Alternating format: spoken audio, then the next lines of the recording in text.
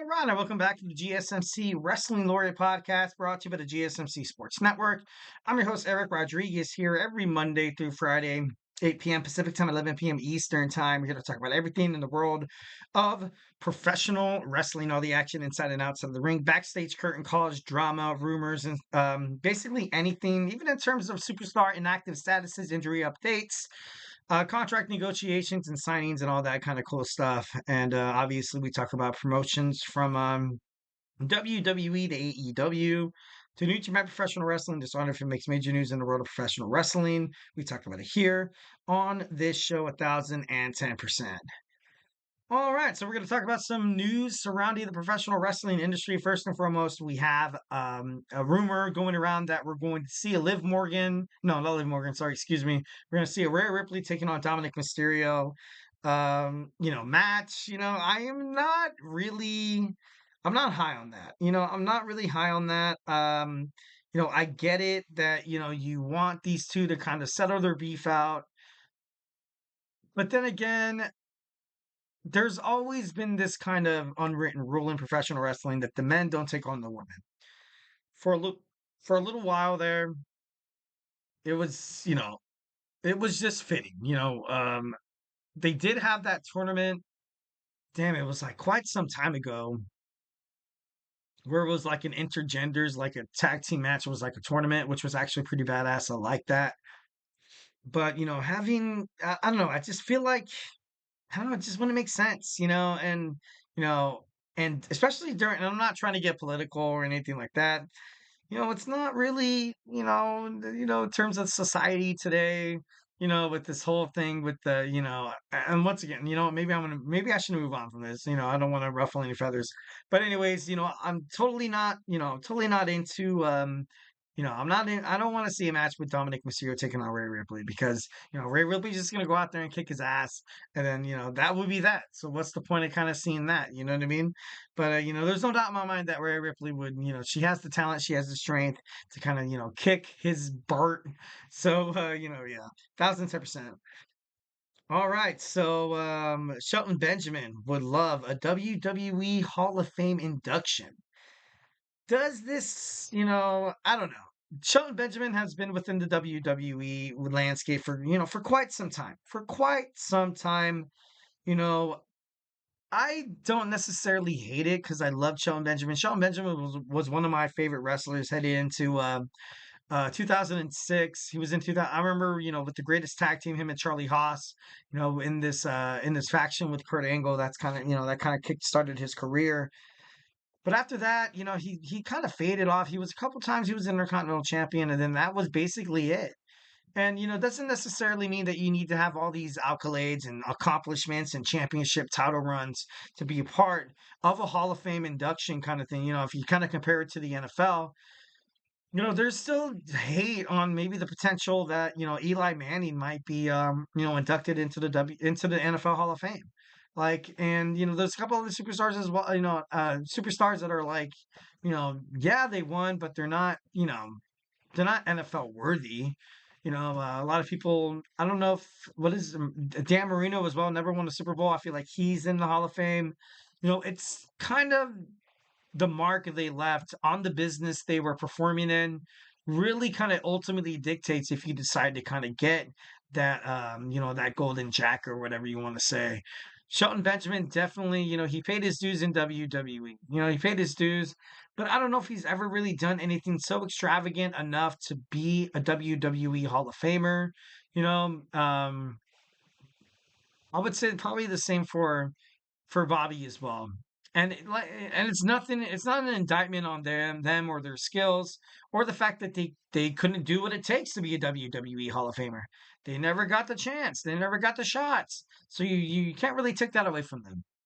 All right, next, Cody Rhodes calls for Conor McGregor, the UFC fighter, to make a WWE crossover. He said this, and I quote, I think he'd be great at it. And I think he would be. I give that 1010%. Conor McGregor, in terms of WWE, and UFC, he riles the people up. He gets them so pissed off. He knows how to intimidate the other fighters. He can cut good promos. He can cut good promos, 1,010%. He's kind of on the older side. I think he even said in an interview with his wife that he's probably never going to fight in the UFC. Obviously, if there's a match that he's like, you know what, let me get my hands on it. Like, you know what I mean? Maybe that could possibly be something.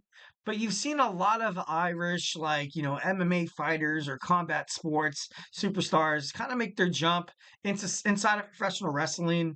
Conor McGregor would kind of be, no different. I feel like he would definitely get a huge push because of, the TKO holdings, UFC, president Dana White.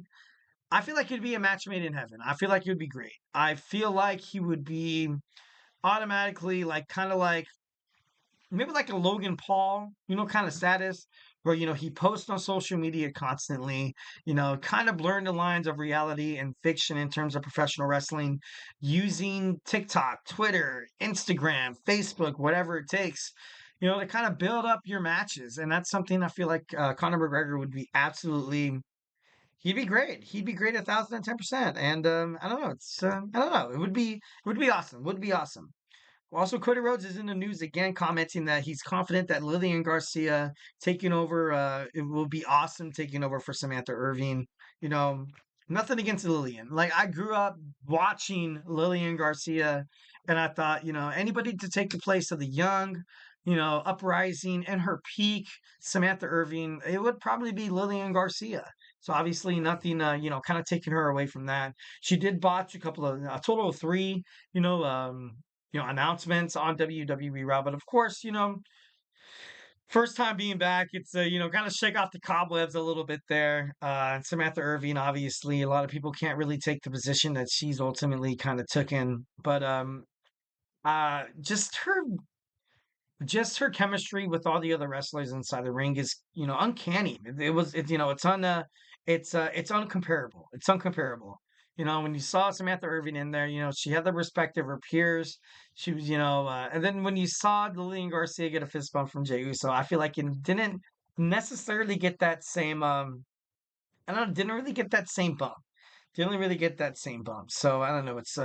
It's kind of crazy, but it should be pretty crazy. Should be pretty interesting. Next, we have Maria Kanellis. Maria Kanellis is still in the hospital after her surgery. And, basically, I feel like her wrestling career, return to Ring of Honor, is not really, in the books or, in the future of her because, you got to take care of yourself. I remember Maria, during, like I said, during that 2006, 2007 run where she was kind of like this ditzy, backstage announcer, ring announcer. And, I thought she was great. I thought the position that she played was pretty cool. I remember seeing her getting angle slammed on Monday Night Raw by Kurt Angle. And I was like, damn. And then John Cena, of course, had to come out and, you know, be, kind of like the savior, like you know what I mean, which is exactly what John Cena was supposed to do. That's exactly what it was like. You know what? Let's have John Cena go out there and he's gonna save this damsel in distress. Let's just do it to get people to love themselves from Shawn Michaels.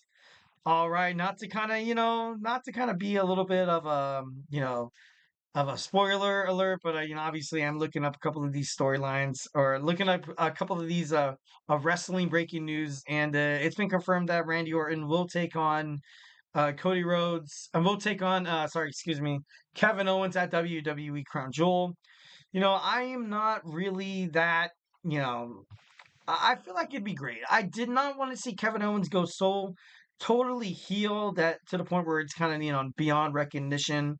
But it is what it is. It is what it is, and WWE kind of has to, run on from that. So, it should be interesting to find out how Randy Orton and Kevin Owens kind of approach their storylines here because this is big. This could definitely be the future, the next couple of months, maybe even a year of where their character direction is, or where it's going. So should be exciting. I can't wait to watch Monday Night Raw. Obviously, I have it recorded. I'm still a shlomo who pays for cable like YouTube TV. I got it recorded. I know it's already aired on the East Coast, but I have not checked.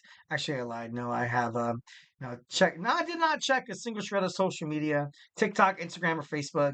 I'm kind of looking on a couple of these wrestling websites, and I'm like, oh dang, That's crazy. Oh, that's crazy. Oh my God. I'm just kidding. No, but I don't know. It's it's just I don't know. WWE professional wrestling is it's a giant trip. It's super cool. Obviously it's been a huge part of my life and kind of, who I am as a person. I can't go through the day, without being like, do you smell? You can't see, like, what I mean? You do these goofy, dorky lines that professional wrestlers do, and you're like, dude, like, I'm sorry, I'm a wrestling fan. What can I say? All right, guys. Well, hey, that's it for me. Sorry for holding you guys 15 minutes over 9 o'clock, but it seems like that's just how this podcast goes.